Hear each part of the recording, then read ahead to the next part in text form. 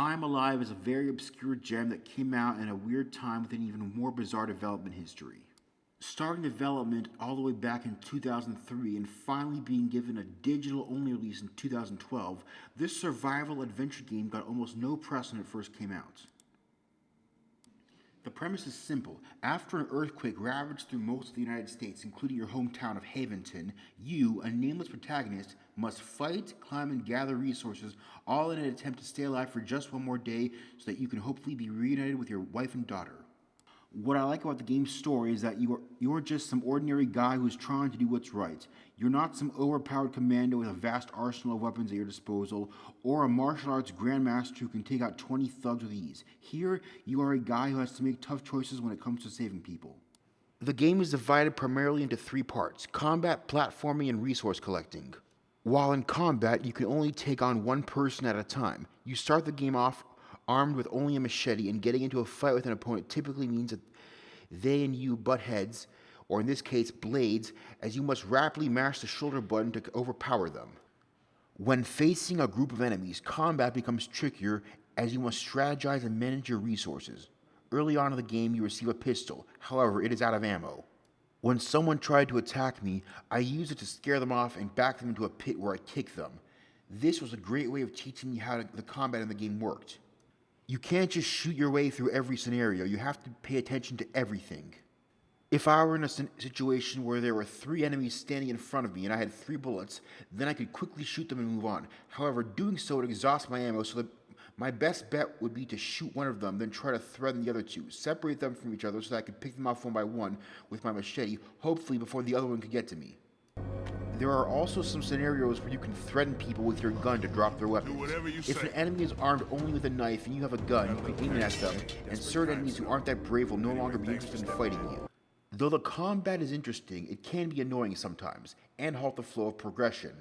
In one scenario, I need to kill all the enemies in a room to progress the game. However, the last enemy would not appear until I walked around aimlessly for a while. My last complaint I had with the combat is every time I ran across a group of thugs, I had to fight them. There was never a time where I could just walk past them and say to them that I wasn't interested in fighting. It would have been nice if there was an option to walk past a group of thugs and just try to go along with your merry way. Or maybe have a scenario where you could bribe certain enemies to let you pass them and not attack you. Still, for a small game like this, I'm glad that there was at least some thought that went into the combat, and you can't just blaze through shooting everything because of your limited resources. Speaking of which, resource collecting in this game is crucial to proceeding forward. While the game is not the deepest when it comes to resource management, it is still well developed enough to the point where it makes you think.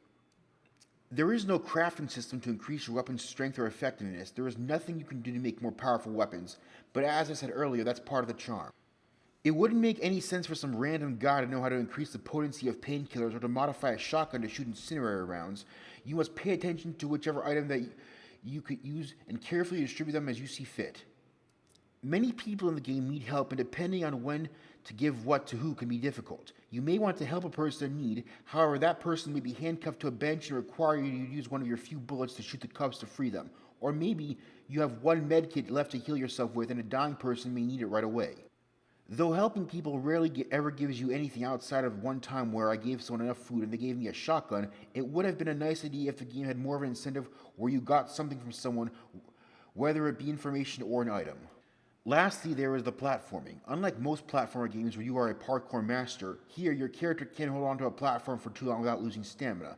You have a stamina bar that gradually depletes over time. However, to make the game a bit more interesting, once your main stamina bar gets drained, a second stamina bar will be consumed as well.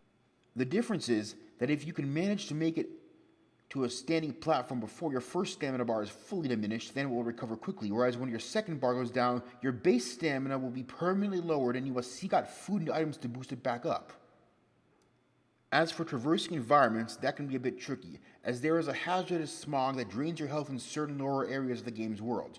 You must be careful where you walk to avoid coming in contact with the toxins and the dust, or if you must traverse an area with dust, then do so quickly. While the game's visuals won't wow anybody even for 2012, and the gameplay can be a little rusty, there's a certain charm to it that most games from big publishers these days just can't seem to replicate.